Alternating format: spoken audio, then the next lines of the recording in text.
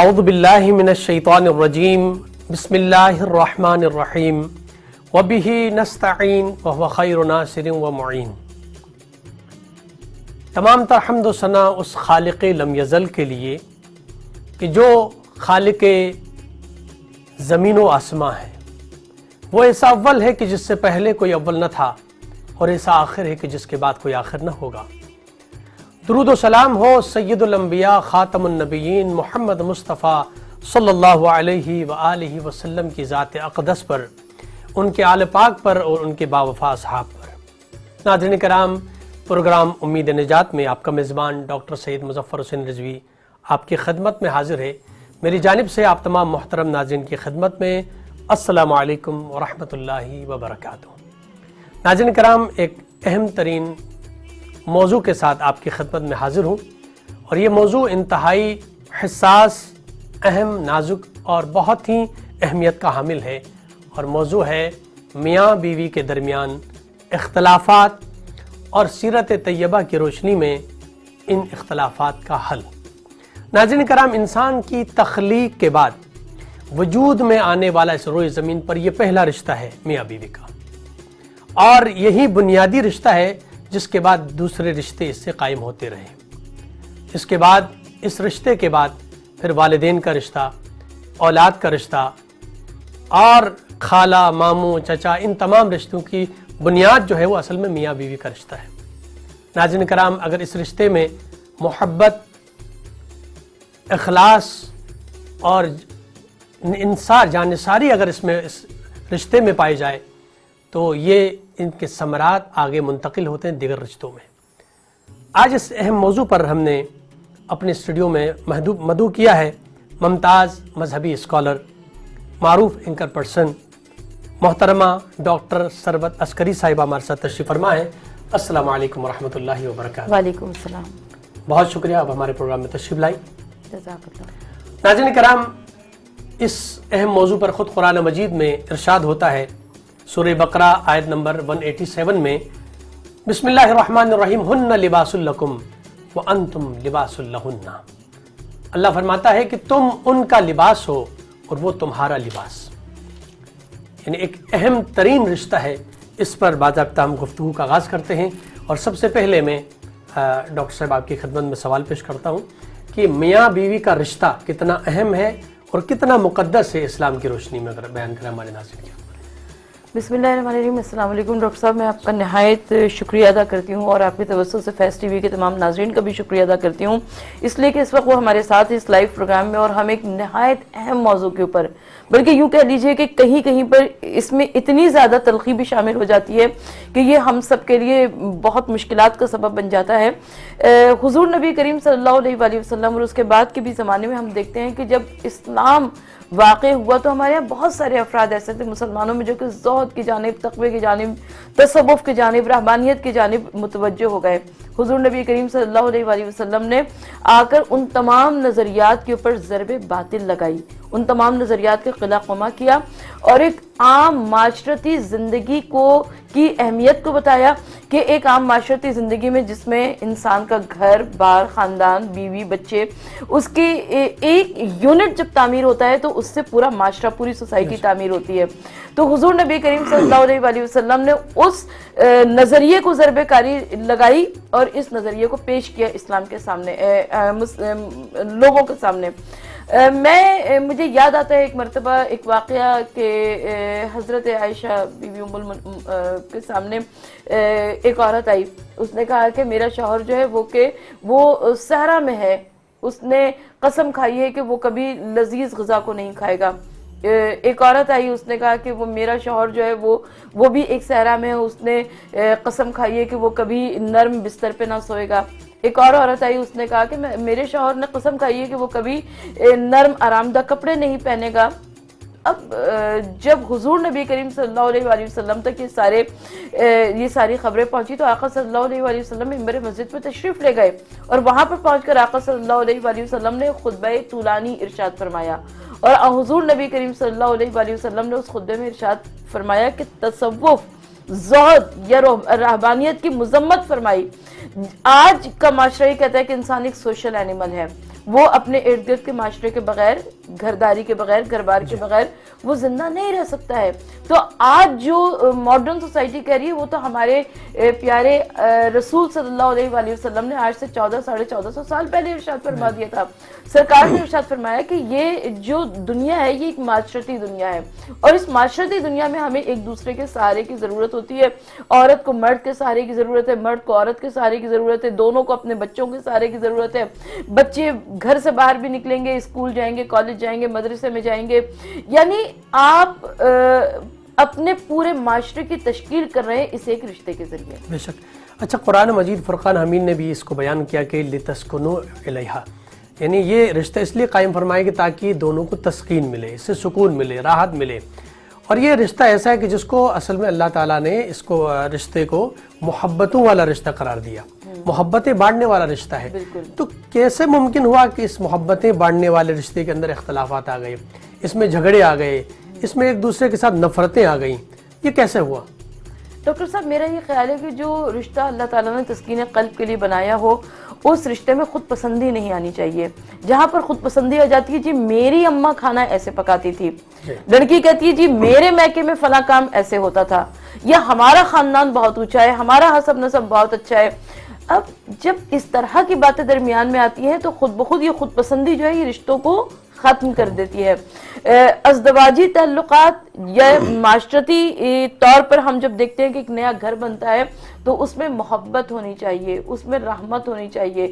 اس میں جب محبت اور رحمت نہیں ہوتی تو اس میں تلخیاں جنم لیتی ہیں۔ تو اب محبت پیدا کرنے کے لیے سب سے پہلے ہمیں اپنے گھروں سے خود پسندی کو نکالنا ہوگا۔ خود پسندی کو نکالنے کے لیے ہمیں رحمت پروردگار کے ساتھ ساتھ میاں اور بیوی کو ایک دوسرے کے لیے دلوں میں رحم پیدا کرنے کی ضرورت ہے۔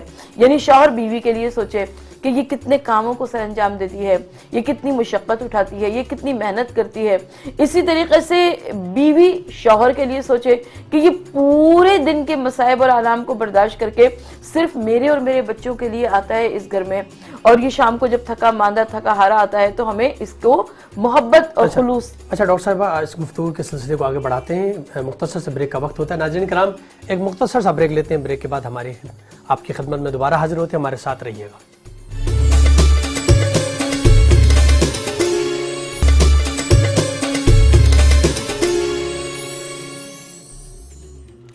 ناظرین کرام، ایک بار پھر خوش آمدید۔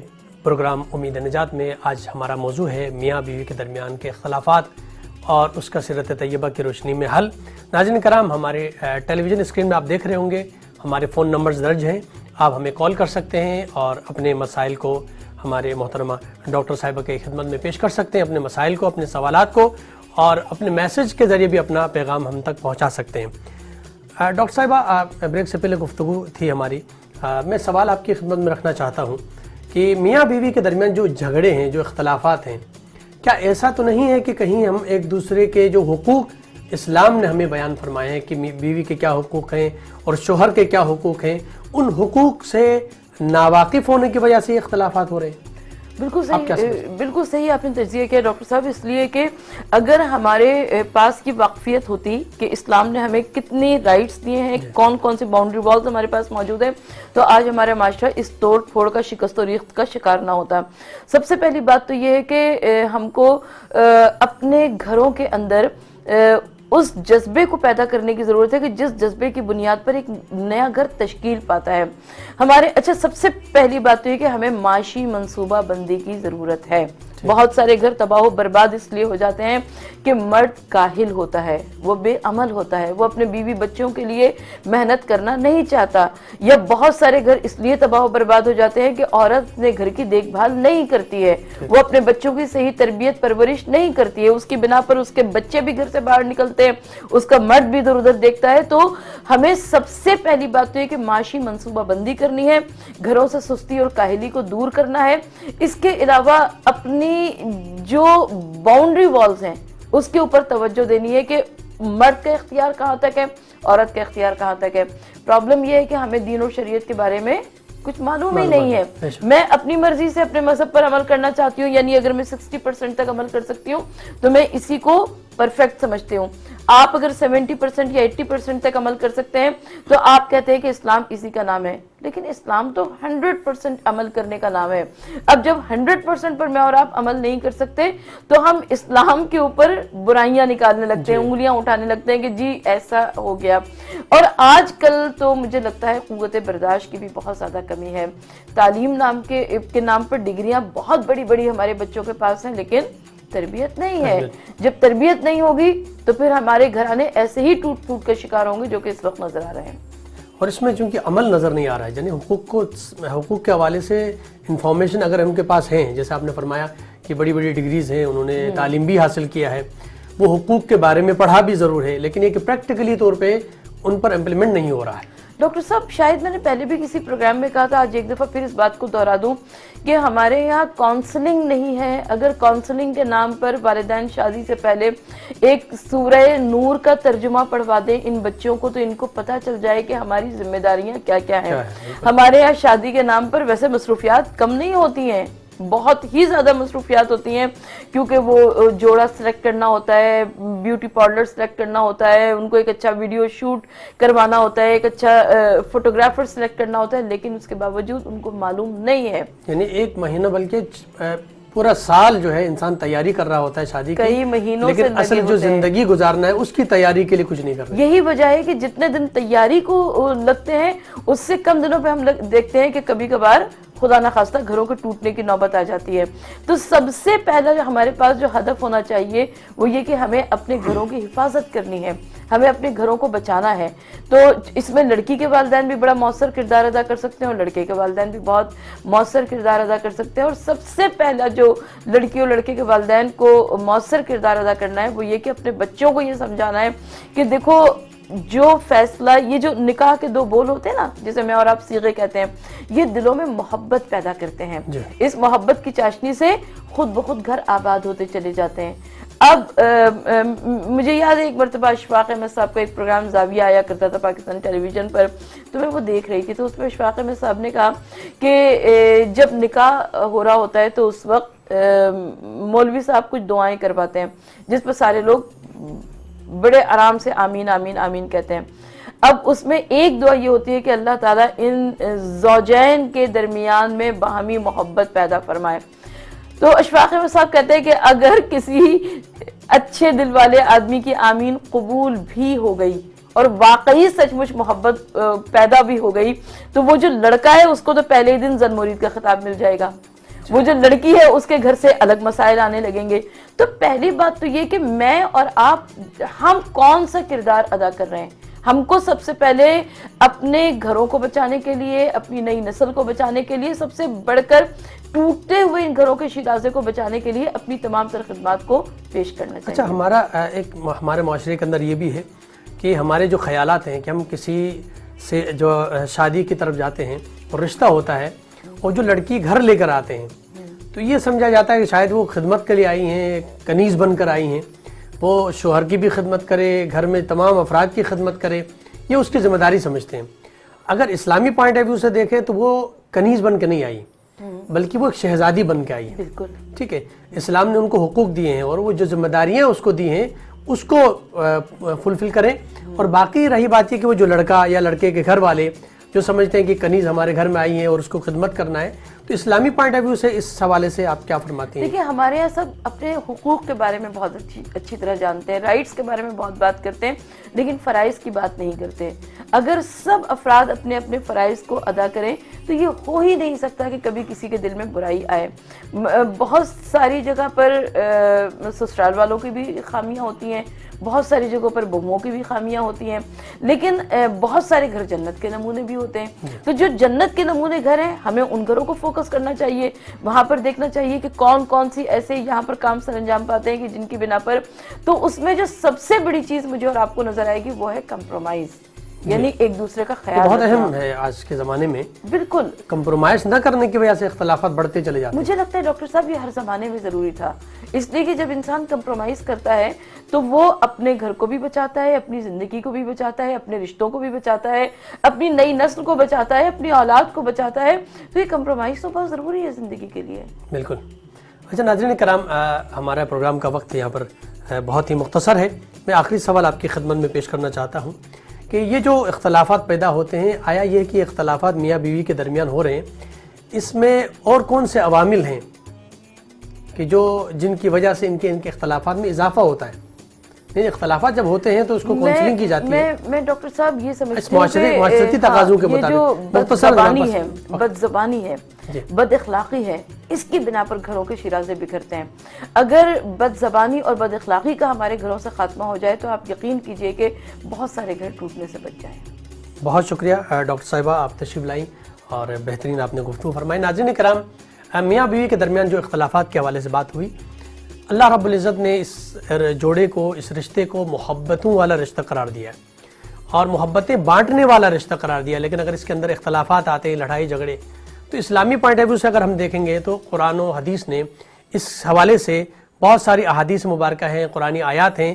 ہم اگر اس پر عمل پیرا ہوں، سیرت طیبہ صلی اللہ علیہ وآلہ وسلم پر عمل پیرا ہوں، پوری زندگی رسالت مآب صلی اللہ علیہ وسلم کی اور ان کے گھر کے اندر خود حضرت علی علیہ السلام کی اور جناب فاطمہ زہرا کی جب شادی ہوئی تو آقا علیہ السلام نے آ کے کہا کہ جناب فاطمہ زہرا سے، اپنی بیٹی سے، کہ آپ اپنے گھر کے اندر کے تمام امور کو آپ سنبھالیے اور گھر کے باہر کے تمام امور کو حضرت علی سنبھالیں گے.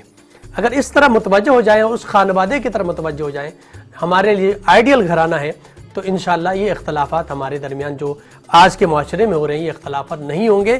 ہمیں سیرت طیبہ پر عمل کرنا ہوگا. ناظرین کرام، ہمارے فون نمبر ٹیلی ویژن اسکرین پر آپ دیکھ رہے ہوں گے. اس نمبر پر آپ ہمیں مشورہ دے سکتے ہیں اور آپ کے اگر سوالات ہیں تو وہ سوالات بھی میسیجز کے ذریعے بھیج سکتے ہیں. آپ کا فیڈ بیک ہمارے لیے بہت اہم ہے تاکہ ہم اس پروگرام کو مزید بہتر سے بہتر کر سکتے ہیں. مجھے اپنے میزبان ڈاکٹر سید مظفر حسین رضوی کو اجازت دیجیے. اللہ نگہبان.